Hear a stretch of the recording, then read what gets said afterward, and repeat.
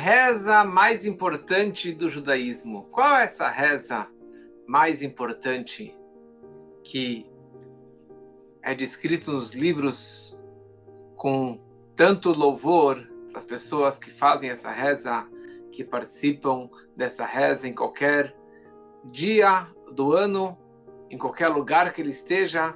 Essa reza realmente tem uma brachá, uma ênfase especial que nossos sábios eles nos descrevem. Essa é a reza de Minchá. Minchá é a reza da tarde. Nós fazemos a reza da manhã, a reza da noite, e nós temos também a reza da tarde.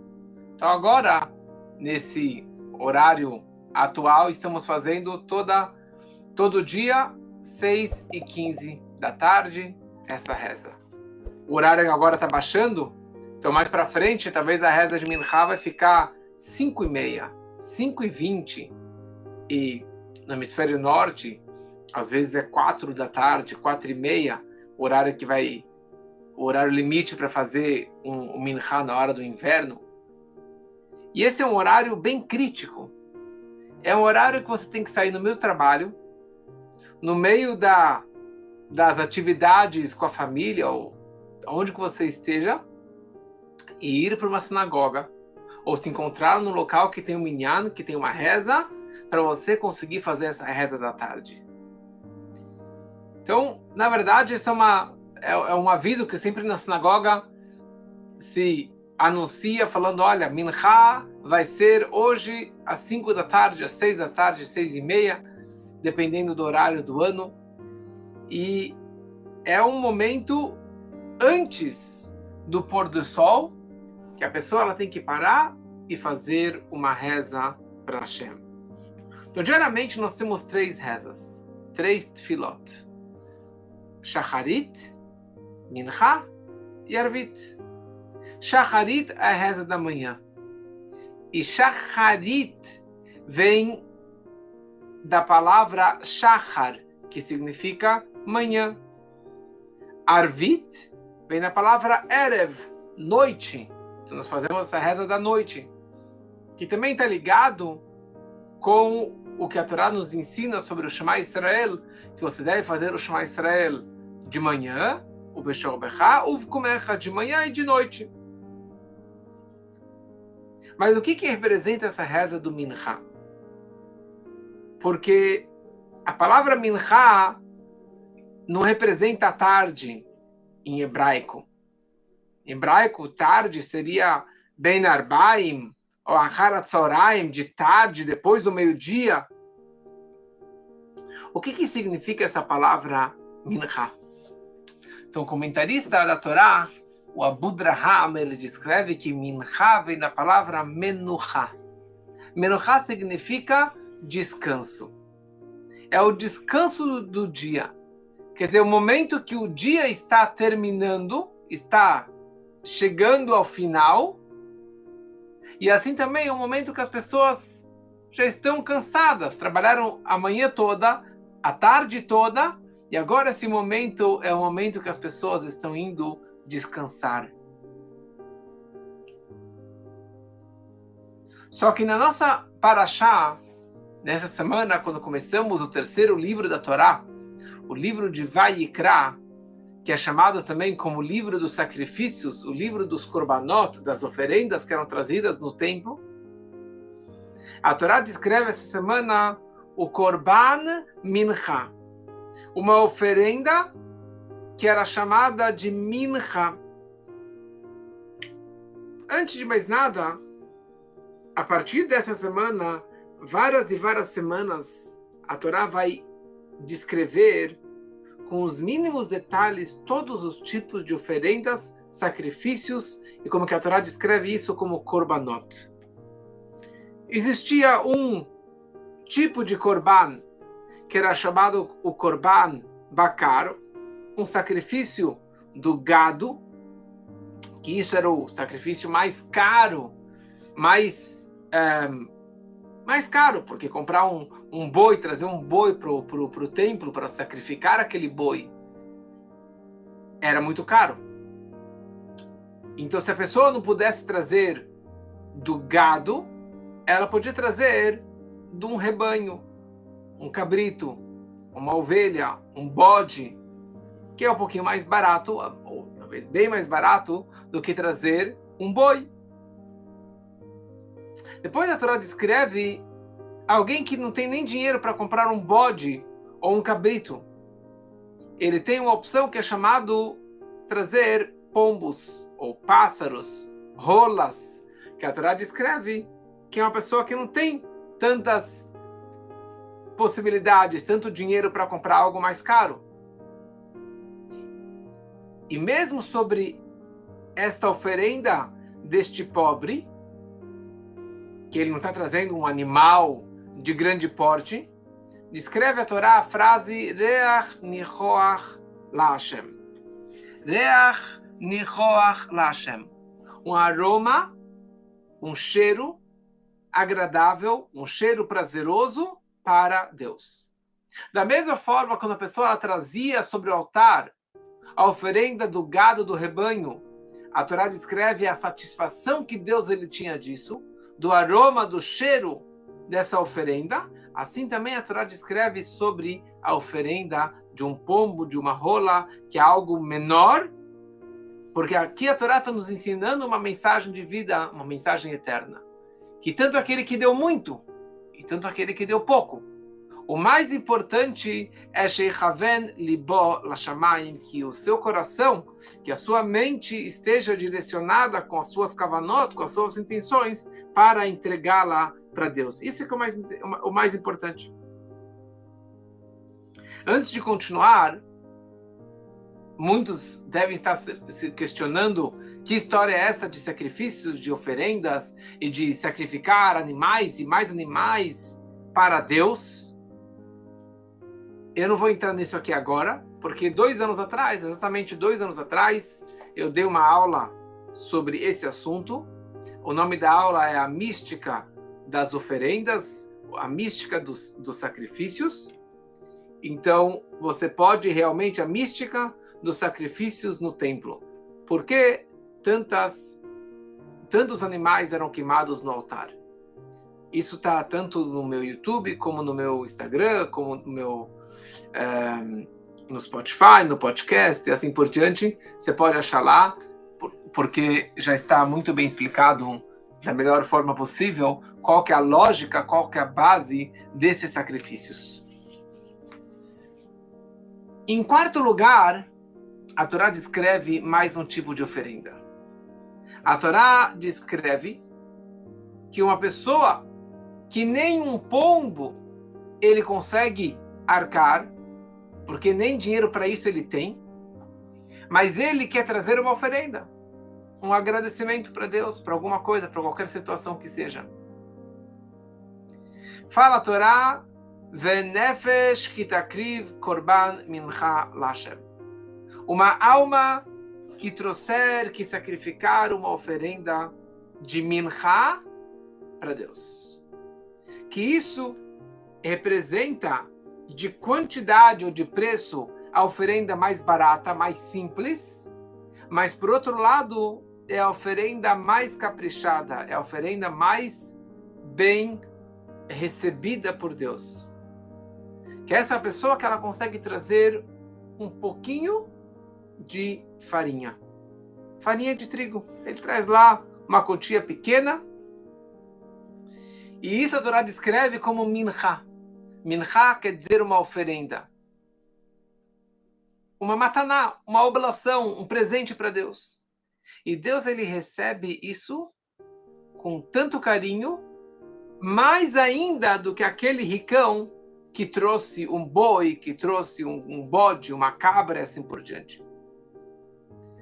Interessante é que quando a Torá descreve nessa semana, no comecinho da Parashá, no comecinho do 3º livro de Vaikra, quando fala sobre o sacrifício do rico, a Torá fala Adam que akriv mikem, o homem que se sacrificar, que trouxeram uma oferenda para Deus. Mas quando a Torá descreve sobre esse quarto tipo de oferenda, de um pouquinho de farinha que o pobre, coitado, consegue sacrificar, consegue trazer para Deus, a Torá muda a linguagem e descreve Venefesh kitakriv korban mincha lashem. Uma alma que sacrificar uma oferenda de mincha para Deus. E veio o comentarista básico da Torá, o Rashi, ele descreve que em nenhum dos outros sacrifícios tem essa linguagem. Só neste, que está descrito Nefesh, alma. Porque quem é aquele que vai trazer um bocado, um pote de farinha para Deus? É o pobre. É o pobre.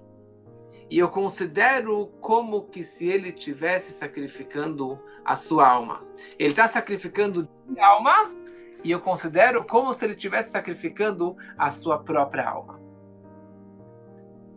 Vem o Medrash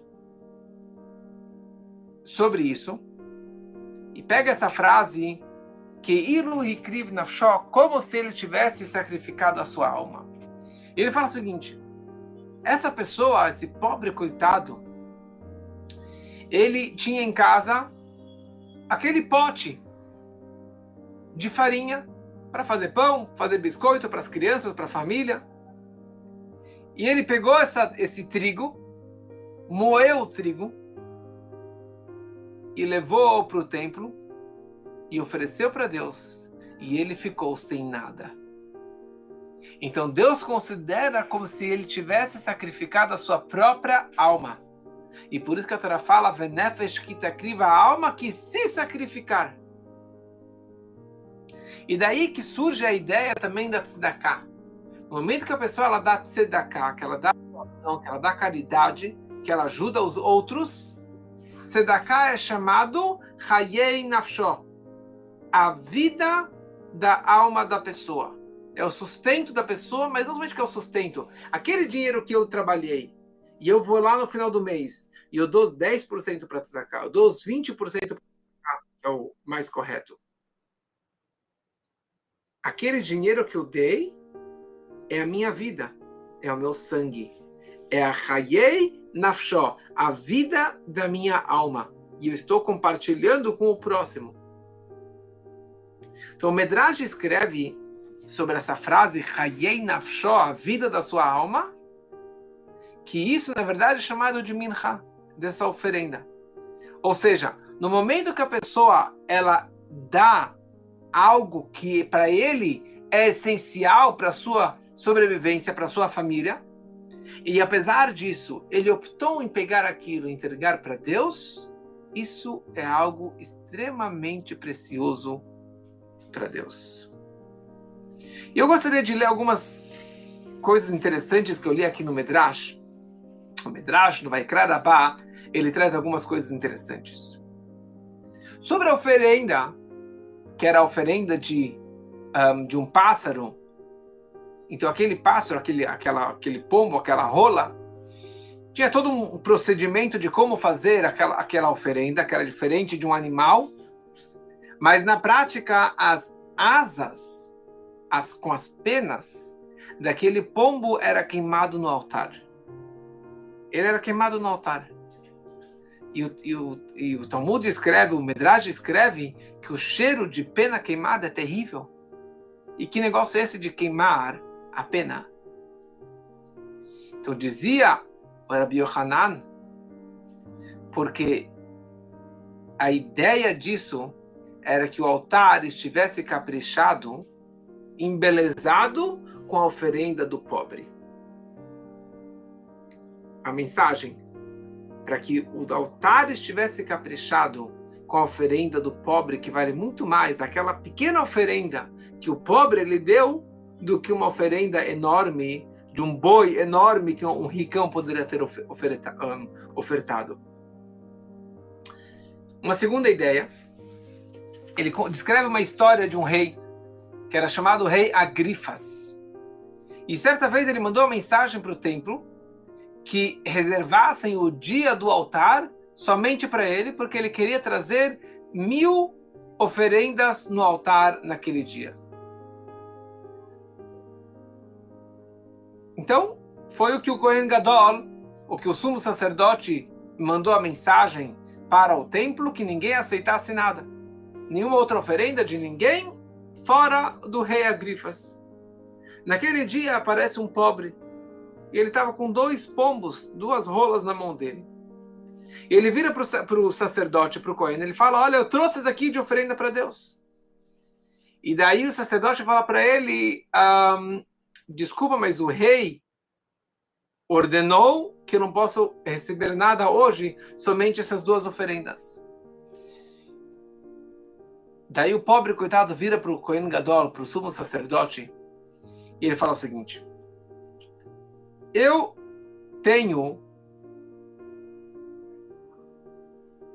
caço, ele vivia de caça, eu caço todo dia 4 pombos. E 2 pombos eu levo para o altar, como presente para Deus, e 2 pombos eu guardo para mim.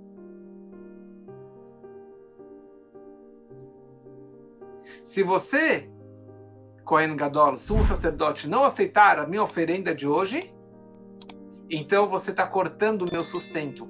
Você está diminuindo o meu sustento, porque o meu sustento eu dou 2 para Deus e depois eu pego 2 para mim. O sumo sacerdote se sensibilizou por isso e ele foi lá e ofereceu aqueles 2 pombos do pobre.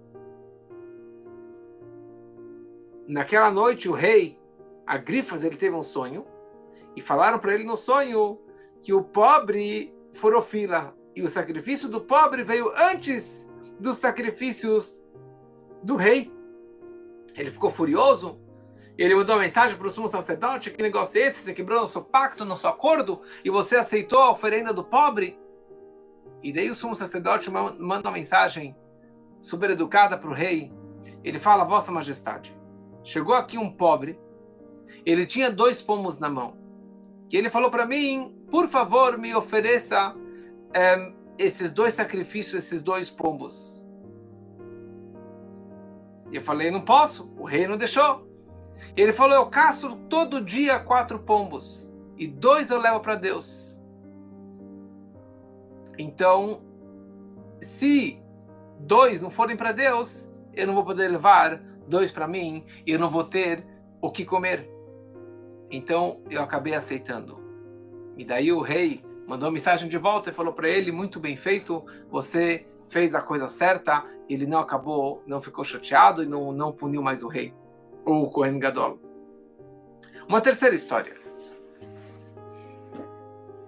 Uma vez, um ricão mandou um boi de presente para ser sacrificado no altar, e o boi estava travado, não estava indo, e ninguém conseguia puxar aquele boi pesado. Veio um pobre, e na mão dele tinha um feixe de uma espécie de capim que provoca o animal a espirrar. Ele coloca esse capim no nariz do boi, e o boi começou a espirrar e começou a cuspir para fora. E naquele momento saiu uma agulha da garganta do boi, porque ele tinha comido na grama. O pobre foi lá, tirou a agulha da boca e facilmente ele conseguiu levar o boi até o altar. Ok? E daí apareceu uma mensagem, falaram pro dono do boi que o pobre veio antes que você. Quer dizer, graças à oferenda daquelas plantinhas do pobre, permitiu que o teu boi fosse sacrificado. Então, o sacrifício dele, a oferenda do pobre, vale muito mais do que a tua oferenda. E só mais uma historinha, que certa vez uma mulher ela veio pro templo com um potinho de farinha, desse de minchá, comets de farinha. E o sacerdote, que não era muito bem educado, que recebeu ela, começou a desprezá-la. Falou, imagina, você veio aqui trazer um potinho de farinha, algumas gramas de farinha pro altar. O que a gente vai conseguir fazer com isso? Que oferenda que é essa? E apareceram no sonho dele e falaram para ele que ele não poderia desprezá-la. porque ela está entregando a sua alma. O fato que ela trouxe aquele potinho de farinha, isso é a alma dela. Então, se uma pessoa que não entregou a sua alma, ele só entregou uma oferenda para Deus, um pouquinho de farinha, que para ele é a existência dele, é o sustento da família, é considerado como se ele tivesse trazido a sua própria alma. Por isso que a mensagem que a Torá nos descreve, na primeira frase do sacrifício, a Torá descreve Adam que akriv mikem, a pessoa que se sacrificar. Não está escrito a pessoa que sacrificar, que levar um animal. A pessoa que se sacrificar. Porque a pessoa que ela está trazendo uma oferenda para Deus, não é o animal que está queimando. É a pessoa se dedicar a Deus, a pessoa se conectar mais e mais com Hashem. Então hoje nós não temos mais o templo sagrado, não temos mais, por enquanto, as oferendas, mas que voltarão muito em breve, com a vinda do Mashiach, com a construção do terceiro templo, e ali teremos novamente essas oferendas. Então, a Torá nos descreve que hoje as nossas rezas substituem as oferendas que eram trazidas no templo.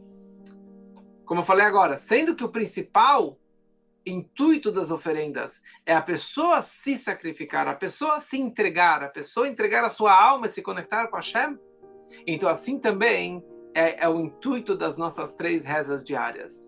São momentos que estamos nos conectando e nos entregando para Hashem.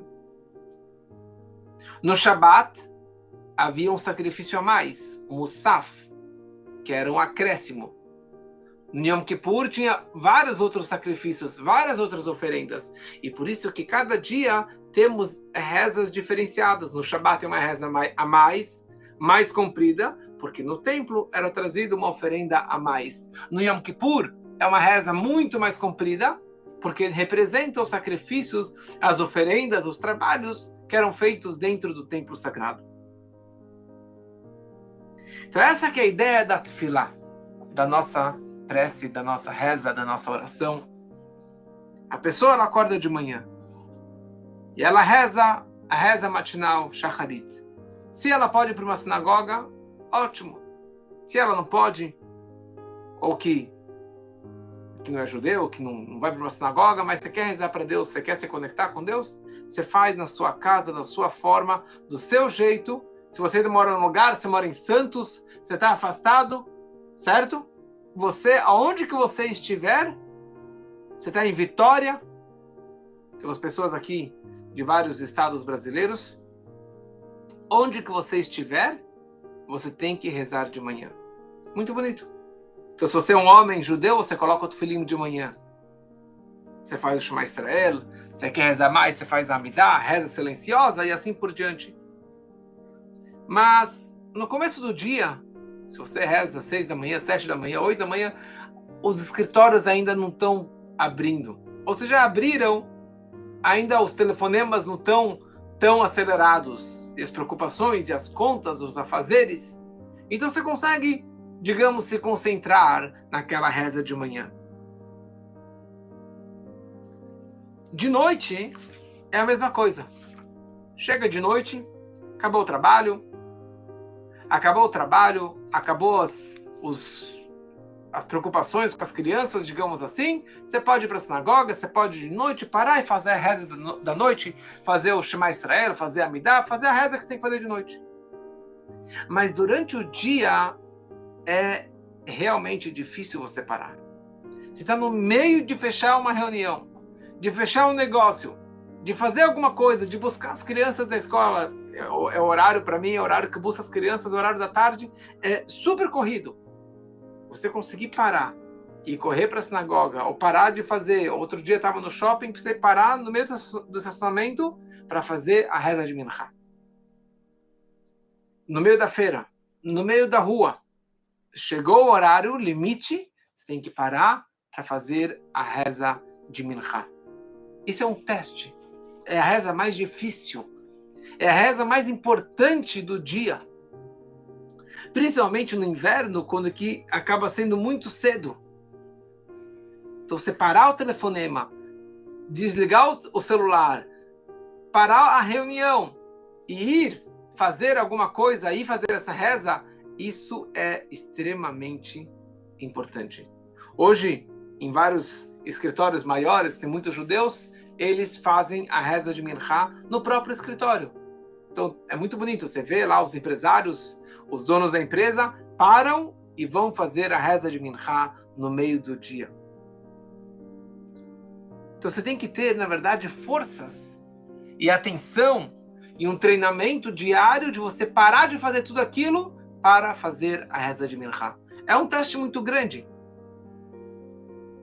E isso, na verdade, está nos descrevendo ou está representando a nossa dedicação a Deus. O reconhecimento que tudo aquilo que eu fiz, estou fazendo e vou fazer após essa reza, isso depende totalmente de Hashem. É uma reza curta, é muito mais curta do que a reza da manhã, é mais curta do que a reza da noite, mas ela tem essa energia especial, essa mensagem especial, a tal ponto que por isso que a oferenda do pobre é chamado de Minchá. É a menor oferenda, mais pobre, mais simples, mais barata, mas é a mais preciosa e querida para Hashem, que traz um prazer, um aroma prazeroso enorme para Hashem. Por quê? Porque essa oferenda, esse sacrifício e essa reza de Minchá é o momento que a pessoa notenet nafsho, ele está dando a sua está dando a sua alma.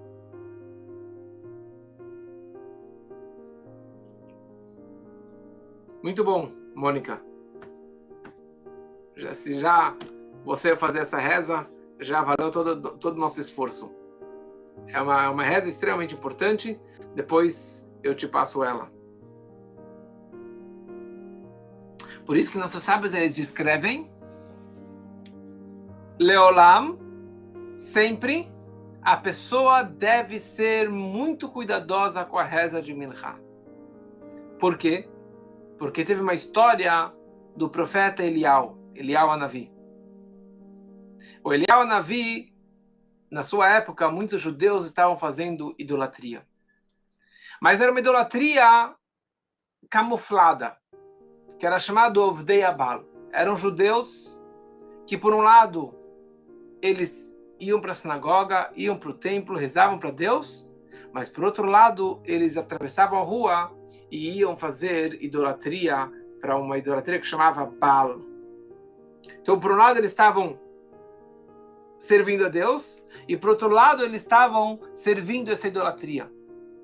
Que isso acaba sendo um grande desafio, porque a pessoa ela não abandonou a fé em Deus, não totalmente abandonou, ele coloca tefilim, ele vai na reza, vai na sinagoga, mas, vamos traduzir para um idioma hoje mais claro, ele vai no centro espírita, ou ele vai em outra religião, ele vai num lugar que não poderia ir, não poderia frequentar, porque é contra a Torá de fazer idolatria, qualquer coisa que não seja 100% judaico.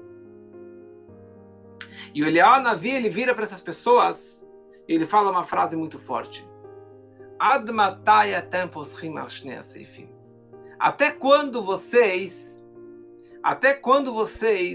vão ficar em cima do muro?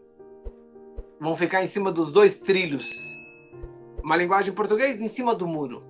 Se vocês vão para Deus, vão para Deus. Se vocês estão para o Baal, vão para o Baal. Mas não dá para ficar em cima do muro. Você não pode ficar, na verdade, como se fala em Yiddish, nistahin, nistaher, nem para cá nem para lá. Você não pode ficar no meio. Porque essa é a pessoa mais difícil de você conseguir aproximar. Essa é a pessoa mais difícil de reconhecer a falha e o que ele está fazendo é errado. Porque uma pessoa que fazia só idolatria, na hora que ele se toca, ele volta para o bom caminho e ele volta para Hashem. Ele faz uma tshuvá, um arrependimento, um retorno total. Já uma pessoa que frequenta a sinagoga, mas também vai em outros lugares de idolatria, centro espírita e assim por diante, é muito mais difícil, Porque ele fala, eu estou com Deus, mas também tem outras crenças.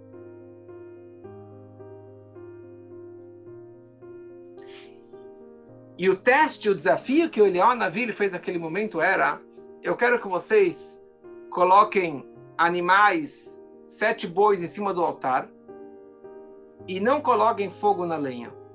E que o teu Deus do Baal, a tua idolatria, que venha um fogo do céu para queimar. E isso vai provar que vocês são verdadeiros. Se não, eu vou testar. E vamos ver se Deus vai responder.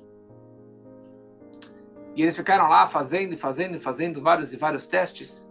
E nada aconteceu, obviamente, não veio fogo do céu. E na hora de Mincha, de tarde, Eliyahu Hanavi, ele, em cima do altar, onde estavam os bois lá amarrados, ele encharcou de água, encharcou a lenha de água, rezou para Deus. Aneine Hashem Aneine, que Deus me acuda, Deus me responda. E veio um fogo do céu e queimou aquela lenha e queimou todos os animais e aquela água toda, obviamente, que evaporou e assim por diante. E aqui nós vemos novamente essa ideia da grandeza deste horário da reza de Mincha. Tem uma história muito bonita que aconteceu, sei lá, uns 40 anos atrás, 50 anos atrás, que o rabino Moshe Feller, que é o rabino de Minnesota, nos Estados Unidos, ele, logo que ele chegou em Minnesota, ele estava tentando aproximar um grande professor, Velvel Green, um grande cientista, que fez vários livros e várias novidades na ciência e assim por diante. Ele estava tentando se aproximar dele, para aproximar ele um pouquinho do judaísmo. E o homem era um grande professor, uma pessoa extremamente importante, super ocupada. E depois de muitos meses de espera e de tentativa, finalmente ele conseguiu essa audiência com esse grande professor, Velvel Green. Ele entra na reunião, num super escritório, estavam conversando, e de repente, o Moshe Feller, ele olha pela janela, que o sol estava se pondo. E ele falou, oi, véi, agora é o horário de Mincha. Eu não fiz Mincha antes. Ele pede licença para o professor, e ele fala, agora eu preciso falar com o chefe, falar com Deus, fazer a reza de tarde. Ele coloca o paletó, fecha e se prepara, começa a fazer as rezas, vira para a parede em direção correta, e ele começa a rezar a reza de Mincha, fica lá uns 10 minutinhos rezando Mincha, e depois ele volta para a mesa para continuar a reunião. Ele percebeu que o homem estava furiosíssimo, estava muito, muito nervoso. Falou, que chutzpah, que ousadia, que história é essa? O cara vem aqui, pega do meu tempo, e agora ele para do meio da reunião para fazer uma reza assim, um negócio assim, qualquer. Ele ficou extremamente furioso. E a história continua que ele pediu desculpas, mas eu precisava fazer algo extremamente importante para Deus, que a coisa mais importante para mim é fazer essa reza para Deus. Tá bom? Eles se despediram, e assim o homem não queria mais ver o rabino na frente dele. Alguns anos depois, ele contou que essa história, que esse jovem rabino, no momento que ele estava lá nessa reunião, naqueles poucos minutos que ele abriu mão do encontro com ele para poder fazer uma reza da tarde, na hora certa, isso influenciou muito nele, para a vida toda. E isso modificou totalmente o seu contato com Deus e com a religião e assim por diante. Interessante que eu tenho duas versões de com quem que foi essa reunião. Ou que foi com esse Velvel Green, ou que foi com um grande senador lá de Minnesota, Rodi Boschwitz, que também era um judeu. Mas, de qualquer forma, a mensagem é a mesma. A mensagem é dessa coragem de você parar não interessa onde você estiver, parar no meio do dia e fazer a sua reza de Mincha. E o Rebbe fala que, na verdade, na nossa vida, nós também temos três épocas da nossa vida que representam essas três rezas do dia. Existe o momento da infância, que você tem a obrigatoriedade de ir para a escola, de frequentar, estudar a Torá, ir para a sinagoga, etc. Você não tem muitas obrigações, então você não tem que trabalhar e pronto. Então você pode ir para a reza todo dia. Você tem uma terceira etapa, que é a terceira idade, quando que você não tem o que fazer mais o dia todo, não tem mais família, não tem mais crianças, então você pode também todo dia para a reza, você pode ir para a sinagoga, você pode ir e estudar a Torá, e frequentar, e estudar, e crescer, e rezar. Então não é um grande sacrifício. Agora, na meia-idade, no meio da vida, no meio do dia, quando que a pessoa está lá com seus 20, 30, 40, 50 anos, quando que ele pode lá estar trabalhando o dia inteiro, fazendo fortunas, ou está com as crianças em casa, está com a mulher, está com a família, e está ocupado e dedicado, e pode fazer 1000 coisas, e muitos trabalhos, e muitos negócios, e 1000 viagens com a família toda, mas ele para no meio das ocupações com a família ou com os negócios, e ele vai estudar a Torá, ele vai participar de um shiur, vai entrar numa live de um shiur, vai escutar e vai fazer, e vai abrir mão da sua academia, vai abrir mão de ficar mais um pouquinho com as crianças, vai abrir mão de ficar mais algumas horas no trabalho, para poder estudar a Torá, para ir na sinagoga, para poder rezar, que seja reza da tarde, que seja reza de Mincha. Isso é o Mesirut Nefesh. Ele está fazendo esse autossacrifício, entregando a sua alma, que é a ideia desse Korban Mincha, dessa oferenda de Mincha, que é o verdadeiro e máximo presente para Deus.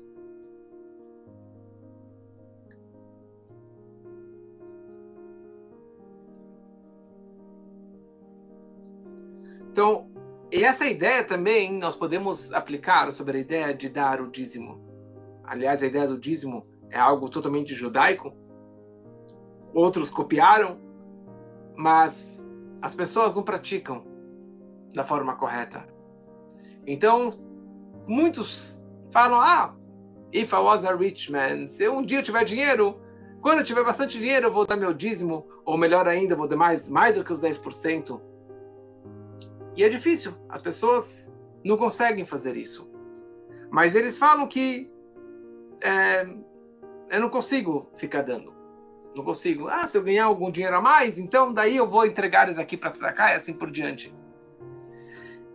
Mas, certa vez, um trilhardário, um bilionário americano, russo, que doava 30 milhões de dólares por ano, ele falou a seguinte frase: a pessoa que não dá tzedakah quando que ele não tem muito dinheiro, então quando ele tiver muito dinheiro, ele também não vai trazer. A pessoa que não está acostumada em trazer um korban mincha, oferenda de mincha, ou seja, a oferenda de um pobre na sua pobreza física ou emocional, espiritual, financeira, então quando você ficar rico, você também não vai trazer. Você não vai dar fortuna, você vai dar algumas moedinhas. Deus, ele deseja que cada pessoa dê a sua tzedakah, a sua doação.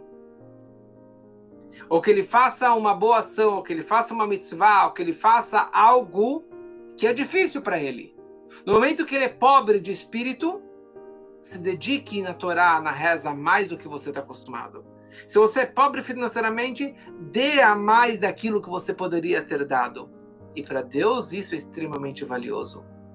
Porque aquele que dá na hora do aperto, Deus ele vai conseguir, Deus vai ajudá-lo que ele possa dar na hora da fartura, da fortuna, do sucesso na vida dele. E isso, eu tenho uma experiência em casa que desde pequeno eu educo meus filhos que tem que dar a tzedakah. E tem que dar os 10%.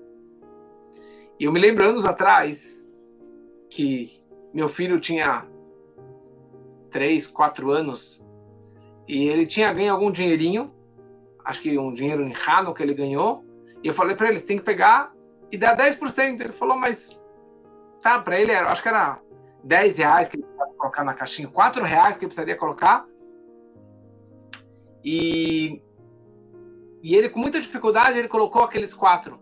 Eu falei, não se preocupa, Deus ele dá de volta. Mas como assim? Vai aparecer. Daí ele, na cabecinha dele, ele pegava a caixinha, abria todo dia a caixinha, para ver se o dinheiro vai voltar, ou abria a carteira dele, na verdade, para ver se o dinheiro iria voltar na carteira dele. E eu falei, não é assim que funciona, não vai voltar o dinheiro na carteira? Passou nem uma semana, e eu fui visitar alguém, e ele foi junto comigo. E daí, no final da visita, a pessoa vira e dá para ele, acho que foram 50 reais de presente. Ele caiu para trás, ele não acreditou. 50 reais. E depois, no dia seguinte, se eu não me engano, mais alguém deu para ele mais uns 20 reais. Sim, do nada.